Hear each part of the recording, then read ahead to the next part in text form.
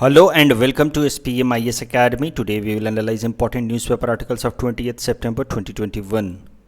Please note you can download the PDF version of today's newspaper analysis by clicking the link given in the comment section. You can also download August 2021 magazine from our website spmisacademy.com. This is the list of the topics that we will be covering from today's newspaper. And the first article is taken from editorial segment. It is about Jal Jeevan Mission. And this topic is important from our syllabus paper 3 governance point of view. It is also important from our syllabus paper 6 Assam issues point of view. सबसे पहले जल Jeevan mission के बारे में समझ लेते हैं। देखिए, ये भारत सरकार की एक स्कीम है जिसके दो कंपोनेंट है, Jal Jeevan mission rural and जल जीवन मिशन अर्बन। तो जल जीवन मिशन रूरल को इम्प्लीमेंट करने वाली मिनिस्ट्री है मिनिस्ट्री ऑफ जल शक्ति, एंड इसका टारगेट है, जल जीवन मिशन रूरल का टारगेट है to supply 55 litres of water per day to every rural household through functional household tap connections by 2024। तो ये टारगेट आपको याद रखना है, 55 लीटर का पानी हर घर को पहुंचाना है by 2024 through functional household tap connection. इसको एक उन्होंने स्लोगन भी दिया इसके लिए, हर घर के नल से जल, ऐसा स्लोगन भी दिया उन्होंने। तो ये है जल जीवन मिशन रूरल का टारगेट, और इस टारगेट को अचीव करने वाला गोवा इंडिया का पहला स्टेट बन चुका है। उसने ऑलरेडी, वैसे तो टारगेट डेट है 2024, but Goa has become the first state in the country to provide functional household tap connections to all rural households. वह इसका दूसरा कंपोनेंट है जल जीवन मिशन अर्बन, जो हाल फिलहाल में बजट 2021-22 में अनाउंस किया गया था। और ध्यान देने वाली बात यह है कि जल जीवन मिशन अर्बन को इम्प्लीमेंट करने वाली एजेंसी होगी ministry of housing and urban affairs, और इसका टारगेट भी है to provide universal coverage to of water supply to all households. तो जिस तरीके से यहाँ पे सारे हाउस होल्ड को वाटर सप्लाई देना है, वैसे ही यहाँ भी सारे जो अर्बन एरियाज़ में हाउस होल्ड्स हैं उनको वाटर सप्लाई प्रोवाइड कराना है। बट इसमें कोई टारगेट डेट नहीं है 2024 जैसा। और ये जो वाटर सप्लाई की बात की गई है, सारे हाउस होल्ड्स को वाटर सप्लाई की बात की गई है, this is done in line with SDG goal number 6। तो सस्टेनेबल डेवलपमेंट गोल्स आपको पता है 2015 से 2030 तक यूनाइटेड नेशंस के मेंबर कंट्रीज़ ने खुद के लिए टारगेट सेट किए हैं। This is group of 17 goals, और उनमें से गोल नंबर 6 है to ensure clean water and sanitation.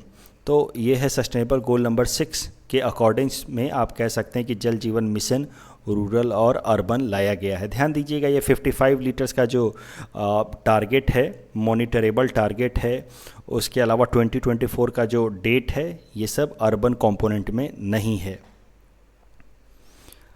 जल जीवन मिशन का इम्प्लीमेंटेशन कैसे होगा वो भी ज़रा समझिए। जल जीवन मिशन में ज़्यादा फोकस रहेगा कम्युनिटी बेस्ड अप्रोच पे। ऐसा नहीं होगा कि सरकार कुछ अलग से कोई नए स्कीम्स या नए प्रोजेक्ट्स लेकर के आएगी। तो मेन फोकस विल बी कि कम्युनिटी को इनकरेज किया जाए, उनके अंदर पार्टिसिपेशन बढ़ाया जाए कि वो वाटर कंजर्वेशन पे फोकस करें, रेन वाटर हार्वेस्टिंग करें। इसके लिए proper education to the different communities and communication from the government will be done in effective manner। उसके अलावा प्रधानमंत्री नरेंद्र मोदी जी ने अपने 15 अगस्त की स्पीच में, जब जल जीवन मिशन अनाउंस किया था 2019 में, उसी टाइम में कहा था कि ये जल जीवन मिशन अकेले सरकार इम्प्लीमेंट नहीं कर सकती, इसके लिए एक जन आंदोलन की ज़रूरत होगी, यानी कि एवरीवन्स पार्टिसिपेशन इज़ इम्पॉर्टेंट। इसका फंडिंग पैटर्न किस तरह का होगा वो भी समझ लीजिए। सेंटर और स्टेट्स 90% और 10% पैसे खर्च करेंगी with respect to Himalayan and north eastern states, यानी कि हमारे स्टेट असम को बस 10% पैसा खर्च करना होगा, because we fall in this particular category, Himalayan and north eastern state. बाकी का जो 90% खर्च है वो सेंट्रल गवर्नमेंट से आएगा फॉर जल जीवन मिशन। उसके अलावा जो बाकी सारे स्टेट्स हैं उनको सेंटर के साथ 50-50 का कंट्रीब्यूशन करना होगा, जबकि यूनियन टेरिटरीज़ को ऑफकोर्स 100% कंट्रीब्यूशन सेंट्रल गवर्नमेंट से आएगा। अब ये जो करंट आर्टिकल आया है जिस कारण से हम जल जीवन मिशन को कवर कर रहे हैं, यहाँ पे आसाम का परफॉर्मेंस डिस्कस किया गया है regarding implementation of Jal Jeevan mission, और बताया गया है कि Assam is ranked 28th in implementation of Jal Jeevan Mission amongst all states and union territories। तो वन ऑफ द लोवेस्ट में हमारी रैंकिंग है as far as implementation of Jal Jeevan mission is concerned. Assam के अंदर अभी बस 15.73 हाउस में फंक्शनल टैप इंश्योर कराया जा सका है, जबकि अगर आप देखें तो कई सारे ऐसे स्टेट्स हैं जैसे गोवा, तेलंगाना, उसके अलावा union territories like Andaman Nicobar, Puducherry, Dadra Nagar Haveli, Daman Diu, यहाँ पे ऑलरेडी 100% टारगेट अचीव किया जा चुका है। Even the laggard states like Bihar, normally Bihar आपको पता है कि बहुत सारे इस तरह के गवर्नमेंट स्कीम्स में पिछड़ा रहता है, but even Bihar has insured 87.15% of coverage of functional tap in house hold coverage under जल जीवन मिशन। लेकिन आसाम के अंदर the coverage so far is just 15.73%। आप देखिए कि ये 0 to 10% के लिए ये कलर है, तो अभी तो हमारे देश के अंदर कोई भी स्टेट या यूनियन टेरिटरी नहीं है जो 0 to 10% के बीच में है। 11 to 25% के लिए ये जो कलर है, आसाम इसी में पड़ता है, मतलब वन ऑफ द पुअरेस्ट। हमारे यहाँ पे कवरेज इज जस्ट 15.73%। कौन कौन से स्टेट्स में 100% कवरेज हो चुका है, तो आप देखिए आप गोवा में 100% कवरेज हो चुका है, तेलंगाना में 100% कवरेज हो चुका है। उसके अलावा जो यूनियन टेरिटरीज़ हैं जैसे दमन दीव, पौंडीचेरी, दादरा नगर हवेली, यहाँ पे भी 100% कवरेज हो चुका है। लेकिन बाकी सारे जो सदर्न स्टेट्स हैं वहाँ पे भी अच्छा खासा कवरेज है, 76 to 100% का कवरेज है। Assam is lagging behind very badly. Even north eastern states में भी अगर बात की जाए तो आसाम का परफॉर्मेंस सबसे ख़राब है। इस टॉपिक के बेसिस पे ये प्रैक्टिस क्वेश्चन हमने आपको दे रखा है। Please attempt this question and you can submit the answer in the comment section.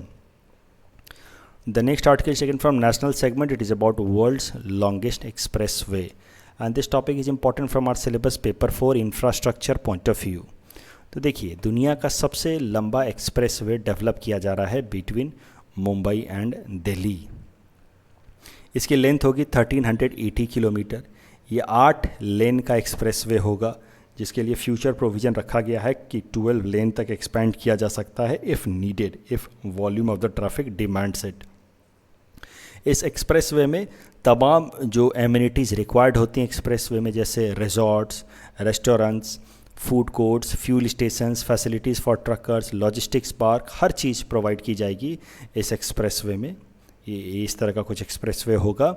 Helicopter ambulance भी प्रोवाइड की जाएगी फॉर एक्सीडेंट विक्टिम्स। उसके अलावा हेलीपोर्ट्स होंगे बीच बीच में फॉर बिजनेसेस। मान लीजिए किसी को अपना हेलीकॉप्टर, प्राइवेट हेलीकॉप्टर लेकर के यहाँ उतरना हो, फिर यहाँ से कुछ एक्सप्रेसवे ले ले, इस तरह के लिए बीच बीच में हेलीपोर्ट्स भी प्रोवाइड किए जाएंगे। वैसे तो इसकी टोटल लेंथ होगी 1380 kilometre. I am so sorry, it will be 1350 kilometre. Out of 1350 kilometre it will be 1350 kilometre, इस बात को ध्यान रखेंगे। Out of 1315 kilometre it will be spend over states like Rajasthan, Madhya Pradesh, Gujarat, Maharashtra and Haryana. उसमें आपको प्रीलिम्स पॉइंट ऑफ व्यू से याद रखना है कि सबसे ज़्यादा इसकी लेंथ होगी राजस्थान स्टेट में, इट विल बी 380 किलोमीटर्स। अब इस एक्सप्रेसवे को लेकर के बहुत सारे इन्वायरमेंटल कंसर्न्स भी थे कि इतना लंबा रोड बनाया जा रहा है तो उसमें इन्वायरमेंट को कितना नुकसान होगा, लेकिन सरकार की तरफ से क्लैरिफिकेशन आया है कि this express way is very much environment friendly. तो देखते हैं इसमें क्या क्या इन्वायरमेंट फ्रेंडली एक्शंस लिए गए हैं। In fact, this will be first expressway in entire Asia and only second in the world to feature animal overpass. तो जहाँ जहाँ पे भी घने जंगल हैं, जहाँ जहाँ पे भी जानवर, फ्लोरास फौनास की हाई डेंसिटी है, फॉरेस्ट है, वहाँ पे इस एक्सप्रेसवे को अंडरग्राउंड तरीके से बनाया गया है कि ऊपर से आराम से जानवर पास कर सकें। तो एनिमल्स ओवरपास वाला ये एशिया का पहला एक्सप्रेसवे है।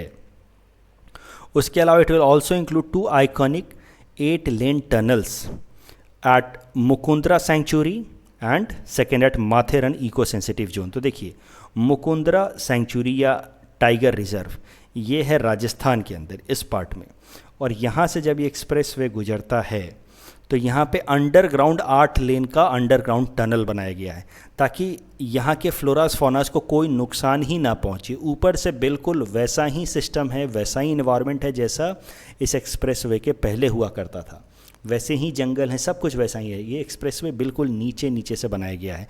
8 lane tunnels at Mukundra sanctuary which is in Rajasthan. उसके अलावा माथेरन इको सेंसिटिव जोन के नीचे से भी 4 किलोमीटर का लंबा 8 लेन टनल बनाया गया है, जिससे इन 2 इको सेंसिटिव जोन्स में, इन 2 हाई बायोडाइवर्सिटी एरियाज़ में कोई नेगेटिव इम्पैक्ट ही ना हो। उसके अलावा जब ये एफिशिएंट एक्सप्रेसवे बना दिया जाएगा तो नेचुरली यहाँ पे जो मोटर व्हीकल्स के मूवमेंट है वो फास्ट हो जाएगी, हायर स्पीड पे मूव करेंगे।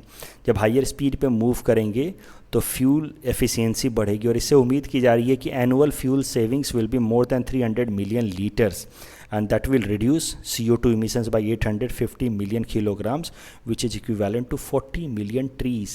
तो इतने सारे ट्रीज़ के बराबर का फ्यूल बचेगा। उसके अलावा ये जो एक्सप्रेसवे बनाया गया है इसमें दोनों तरफ बहुत सारे पेड़ लगाए जा रहे हैं ताकि ओवरऑल CO2 इमिशन को कैप्चर किया जा सके। और माना जा रहा है कि इस एक्सप्रेसवे के बाद दिल्ली का जो व्हीकुलर पॉल्यूशन है, यानी कि व्हीकल से आने वाले पॉल्यूशन है, वो 27% तक कम हो जाएं, क्योंकि ज़्यादातर जो ये व्हीकल्स हैं ये इस एक्सप्रेसवे के थ्रू ही निकल जाएंगे, वो भी फास्ट तरीके से। अब करंट न्यूज़ क्या है जिस कारण से ये एक्सप्रेसवे के बारे में बातचीत हो रही है? तो हाल फिलहाल में union ministry of road transport and highway और उसके मिनिस्टर नितिन गडकरी जी ने 2 दिन का रिव्यू किया एक्सप्रेसवे का काम कैसा चल रहा है उसका रिव्यू किया। और उसको रिव्यू करने के बाद सरकार ने कहा है, government has given it's official statement that this express way will be completed by March 2023। तो अगले साल तक ये एक्सप्रेस वे बन करके तैयार हो जाएगा मार्च 2000 इनफैक्ट 2 सालों बाद मार्च 2023 तक ये एक्सप्रेस वे बन करके तैयार हो जाएगा। और एक और बात आपको समझनी है from exam point of view that this express way is being developed under national infrastructure pipeline. इस एक्सप्रेस वे के लिए टोटल खर्च किया जा रहा है ₹1 लाख करोड़, और it is being developed under national infrastructure pipeline. तो नेशनल इंफ्रास्ट्रक्चर पाइपलाइन प्रोजेक्ट मैं पहले भी आपको बता चुका हूँ, एक बार रिवाइज करा देता हूँ। देखिए, ये टोटल 102 लाख करोड़ भारत सरकार खर्च करेगी आने वाले 5 सालों में under this project in order to develop important physical and social infrastructure in our country. जो भी इंपॉर्टेंट इंफ्रास्ट्रक्चर इस तरह के रोड, रेलवेज, उनके ऊपर 102 लाख करोड़ खर्च करेगी भारत सरकार ताकि हमारी देश की इकोनॉमी को बूस्ट मिले। और ये जो नेशनल इंफ्रास्ट्रक्चर पाइपलाइन प्रोजेक्ट होगा it will be implemented in PPP model, यानी कि यहाँ पे पब्लिक प्राइवेट पार्टनरशिप मॉडल में इसको इम्प्लीमेंट किया जाएगा, प्राइवेट प्लेयर्स को भी लाया जाएगा।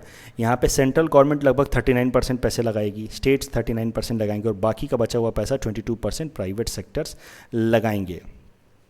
प्राइवेट सेक्टर्स पैसा लगाएंगे तो उसके बदले में उनको टोल टैक्स कलेक्ट करने के को अलाउ किया जाएगा, जिसकी मदद से वो अपना इन्वेस्टमेंट को रिकवर कर पाएंगे। जो सबसे मेजर एरियाज़ होंगे इन्वेस्टमेंट के वो होगा रोडवेज, अर्बन हाउसिंग, तो इन सब एरियाज़ में सबसे ज़्यादा फोकस किया जाएगा। एनर्जी में 24%, रोड्स में 19%, अर्बन हाउसिंग्स में 16%। These are the major components of major sectors where expenditure will be made under National Infrastructure Pipeline Project। इस टॉपिक के बेसिस पे ये प्रैक्टिस क्वेश्चन हमने आपको दे रखा है। Please attempt this question and you can submit the answer in the comment section. The next article is again taken from national segment. It is about हाथी चेली एंड तमेंगलोंग ऑरेंज। और ये जो आर्टिकल है ये प्रीलिम्स पॉइंट ऑफ व्यू से important है, but mains में इससे सवाल नहीं आएंगे। काफ़ी छोटा सा आर्टिकल है, इसको देख लेते हैं एक बार। देखिए, मणिपुर के 2 product, agricultural product, Hathei chilli from Manipur's Ukhrul district and Tamenglong mandarin orange, ये Tamenglong which is again a district from Manipur, इन दोनों ही प्रोडक्ट्स को GI टैग दे दिया गया है भारत सरकार द्वारा। Hathei chilli from Ukhrul district and Tamenglong orange from of course Tamenglong district, तो इन दोनों को GI टैग मिला है। इसके बेसिस पे प्रीलिम्स में इस तरह का सवाल आपसे पूछा जा सकता है। तो please attempt this question and you can submit the answer in the comment section. The next article is taken from environment segment. It is about black tigers and this topic is important from our syllabus paper for environment point of view। तो देखिए, ये जो article है it is about Similipal tiger reserve of Orissa. और Similipal tiger reserve में इस तरह के बहुत सारे टाइगर्स देखते हैं जिनके ऊपर स्ट्राइप्स जो हैं वो काफ़ी डार्क तरीके से हैं, काफ़ी ज़्यादा ब्लैक हैं। आप नॉर्मली इससे कंपेयर कीजिए इस टाइगर से, तो इसके स्ट्राइप्स आप देखिए काफ़ी डार्क दिख रहे हैं। आई होप ये देखिए ये कितना डार्क है। तो इस तरह के टाइगर जो हैं वो सिम्पलीपाल में बहुत मिलते हैं। तो अब रिसर्चर्स ने, ये आर्टिकल इसलिए आया है क्योंकि अब रिसर्चर्स ने पता लगा लिया है the reason behind such a huge dark striped black और tigers in Similipal tiger reserve. तो देखिए, as I said many dark black striped tigers are found in Similipal tiger reserve. लेकिन अब scientist have decoded the reason behind striped tigers in Similipal, और इसके पीछे ये इस तरह के black striped tigers are found in Similipal tiger reserves, उसके पीछे जो सबसे इंपॉर्टेंट कारण है वो है इन ब्रीडिंग। तो क्या होती है इन ब्रीडिंग, वो जरा समझिए। Inbreeding is breed from closely related people और animals specially over many generations. तो देखिए, ये एनिमल्स में कैसा होता है कि अगर कोई छोटा सा एरिया है जहाँ पे एक पर्टिकुलर स्पीसीज रहता है जो बाकी जगहों से और बाकी अपने स्पेसीज से वो अगर इंटरेक्ट नहीं करता है, तो होता क्या, इन ब्रीडिंग बढ़ जाती है। इन ब्रीडिंग में जैसे देखिए, ये एक फीमेल है, ये एक मेल है, इनकी ब्रीडिंग हुई, फिर उनके ये 3 बच्चे हुए, और इनमें से 2 बच्चों के बीच में आपस में ब्रीडिंग हो जाए तो इसी को कहा जाता है inbreeding. Breeding from closely related people is known as inbreeding and specially when it happens over many generations. तो एक ही फैमिली के अंदर, एक पर्टिकुलर स्पीसीज़ में भी एक ही फैमिली के अंदर लगातार अगर ब्रीडिंग होते रहे, क्लोजली रिलेटेड पीपल के बीच में ब्रीडिंग होती रहे, तो उसको कहा जाता है इन ब्रीडिंग। और इन ब्रीडिंग होने के कारण कभी कभार जेनेटिक म्यूटेशंस हो जाते हैं। जेनेटिक म्यूटेशंस का इम्पैक्ट एनिमल्स के साइज पे या कलर पे दिखता है। अब सिंपलीपाल टाइगर रिजर्व की अगर बात की जाए उड़ीसा में, तो थोड़ा काफ़ी छोटा टाइगर रिजर्व है। इसकी एरिया ओनली 2750 स्क्वायर किलोमीटर है, और ये छोटा सा टाइगर रिजर्व है, यानी कि ज़्यादातर टाइगर इसी पर्टिकुलर एरिया में रहते हैं। और जो इनसे नज़दीक, सबसे नज़दीक क्लोजेस्ट ब्रीडिंग टाइगर पॉपुलेशन है वो इनसे लगभग 800 किलोमीटर दूर है। मतलब यहाँ के टाइगर्स किसी दूसरे टाइगर रिजर्व्स के टाइगर्स के साथ ब्रीडिंग नहीं कर सकते, because that is 800 kilometre away.